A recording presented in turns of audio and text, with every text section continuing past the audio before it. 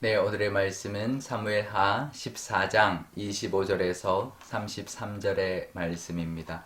온 이스라엘 가운데에서 압살롬 같이 아름다움으로 크게 칭찬받는 자가 없었으니 그는 발바닥부터 정수리까지 흠이 없음이라. 그의 머리털이 무거움으로 연말마다 깎았으며 그의 머리털을 깎을 때에 그것을 달아본즉 그의 머리털이 왕의 저울로 200세겔이었더라. 압살롬이 아들 셋과 딸 하나를 낳았는데 딸의 이름은 다말이라. 그는 얼굴이 아름다운 여자더라. 압살롬이 이태 동안 예루살렘에 있으되 왕의 얼굴을 보지 못하였으므로 압살롬이 요압을 왕께 보내려 하여 압살롬이 요압에게 사람을 보내 부르되 그에게 오지 아니하고 또다시 그에게 보내되 오지 아니하는지라. 압살롬이 자기의 종들에게 이르되 보라, 요압의 밭이 내 밭 근처에 있고 거기 보리가 있으니 가서 불을 지르라 하니라. 압살롬의 종들이 그 밭에 불을 질렀더니 요압이 일어나 압살롬의 집으로 가서 그에게 이르되 어찌하여 내 종들이 내 밭에 불을 질렀느냐 하니 압살롬이 요압에게 대답하되 내가 일찍이 사람을 내게 보내 너를 이리로 오라 청한 것은 내가 너를 왕께 보내 아뢰게 하기를 어찌하여 내가 그 술에서 돌아오게 되었나이까. 이때까지 거기에 있는 것이 내게 나았으리이다 하려 함이로라. 이제는 내가 나로 하여금 왕의 얼굴을 볼 수 있게 하라. 내가 만일 죄가 있으면 왕이 나를 죽이시는 것이 옳으니라 하는지라.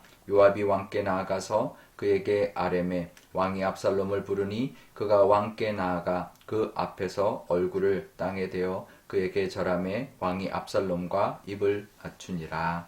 아멘. 네, 잠깐 기도하겠습니다.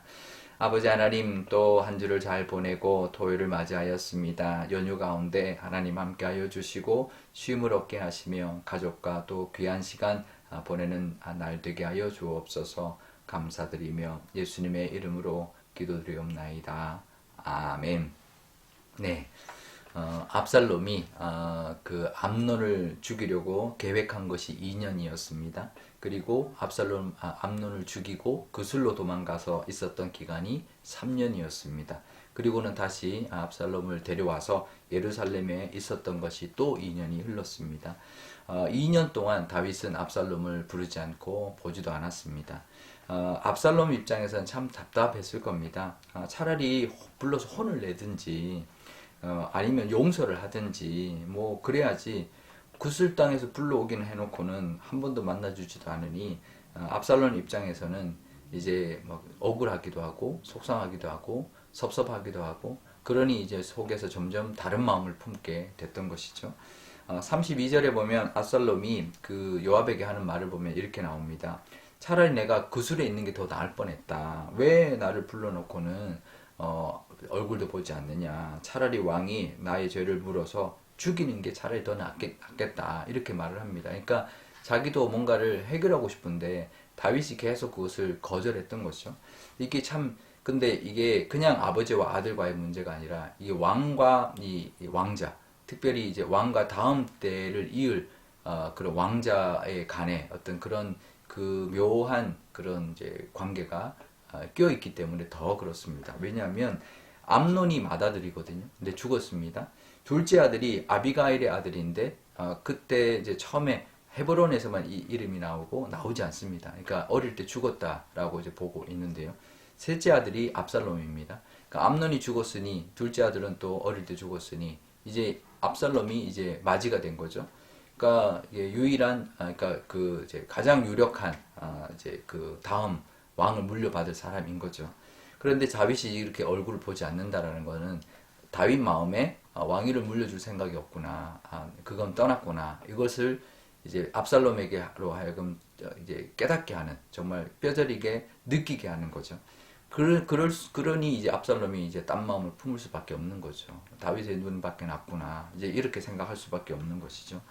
결국 다윗의 이런 행동이 압살롬으로 하여금 이제 또 다른 생각을 하게 되고 그러다 보니까 결국은 반란까지 가게 되는 결과를 낳았다라는 것이죠.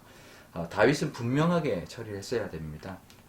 오히려 그 다윗의 그 행동이 반역을 일으키는, 그러니까 이스라엘의 최초의 반역이잖아요. 이스라엘의 최초의 반역을 이제 일어나게 만드는 원인을 이 다윗이 제공했던 것이죠. 우리가 이 부모의 역할이 정말 중요합니다. 분명한 태도가 필요합니다. 이거다 저거다. 우리 아이들을 훈계할 때, 훈육할 때 이게 기준이 정확해야 된다라는 거죠. 이럴 때는 괜찮고 저럴 때는 안 되고, 이게 아이들로 하여금 더 혼란스럽게 하고 아이들로 하여금 더 이제 부모에게 순종하지 못하게 하는 그런 모습이 되는데요. 이거다 저거다 분명하게 확실하게 말해줄 수 있고 확실하게 행동할 수 있게 만들어야 합니다.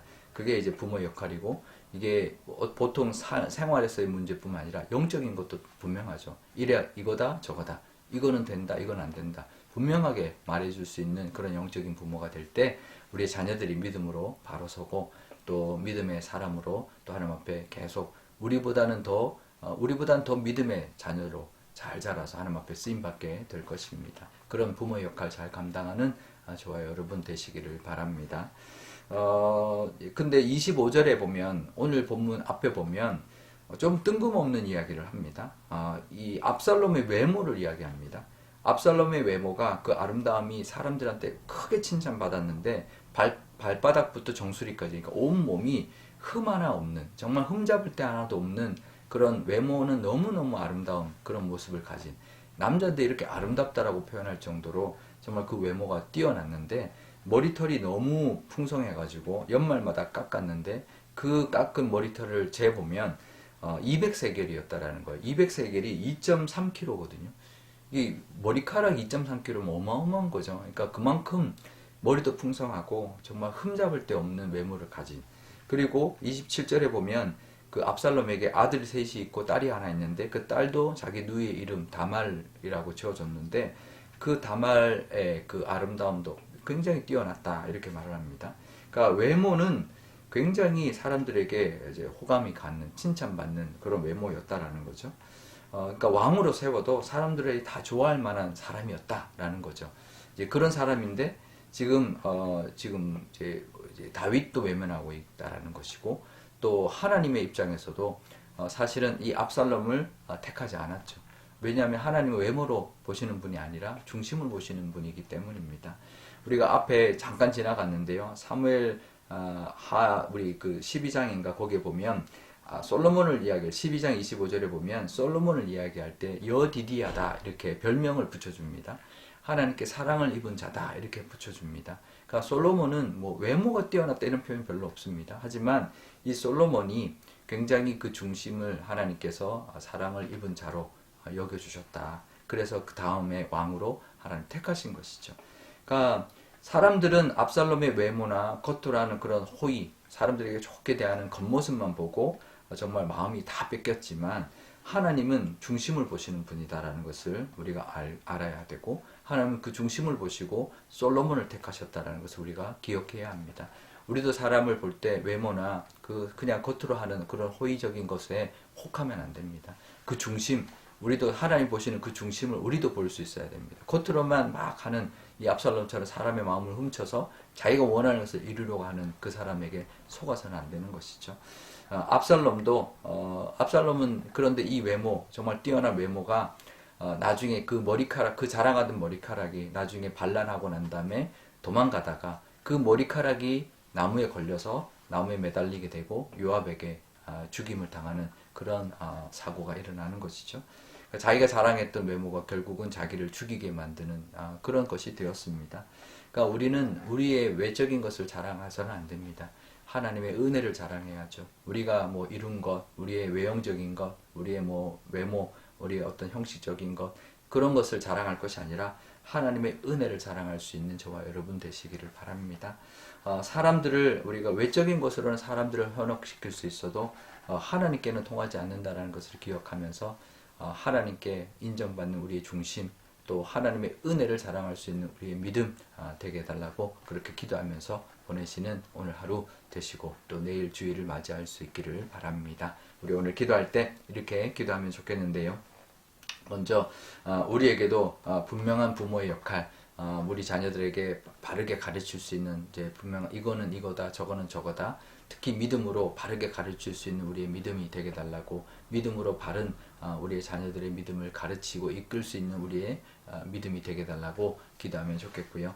또 우리도 외적인 것보다는 우리의 중심을 하나님께 인정받는 우리가 되게 달라고, 또 우리도 사람들의 외적인 것으로 현혹되지 않고 중심을 볼 수 있는 믿음의 눈을 달라고 그렇게 기도하면 좋겠습니다. 또 오늘 또 토요일이니 내일 주일을 위하여도 기도하면 좋겠습니다. 내일 주일 예배 특별히 어린이 주일로 보내는데요. 우리 어린이 주일 특별한 또 행사를 하려고 합니다.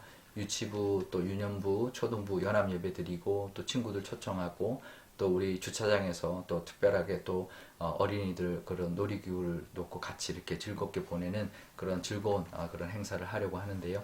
우리 안전을 위해서 또 즐겁고 또 하나님께 영광되는 그런 예배가 되게 달라고 기도하면 좋겠습니다. 제가 기도하겠습니다.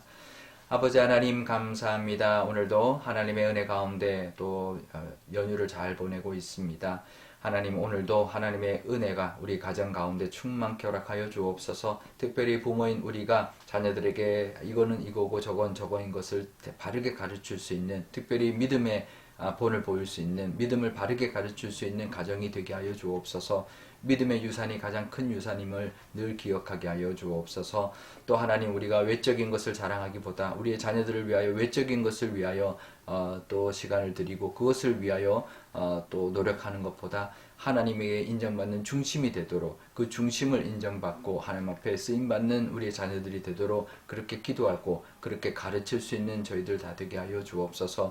우리도 하나님께 중심을 인정받게 하시고 우리도 사람들을 볼 때 외모나 외적인 것에 현혹되지 않고 중심을 볼 수 있는 영적인 눈도 허락하여 주옵소서. 내일 주일입니다. 특별히 어린이 주일입니다. 우리의 자녀들을 위하여 축복하는 기도, 또 하나님 앞에 영광 돌리는 예배를 드리는 귀한 날 되게 하여 주옵소서. 특별히 우리 교회가 유치부, 유년부, 초등부가 연합하여서 예배하면서 친구들을 초청하고 함께 어린이 주일을 보내려고 합니다. 하나님 특별히 또 좋은 시간, 또 즐거운 놀이 시간도 보내려고 하오니 하나님 안전 지켜주시고 또 은혜의 시간 되게 하여 주시며 부모들도 함께 기뻐하는 날 되게 하여 주옵소서.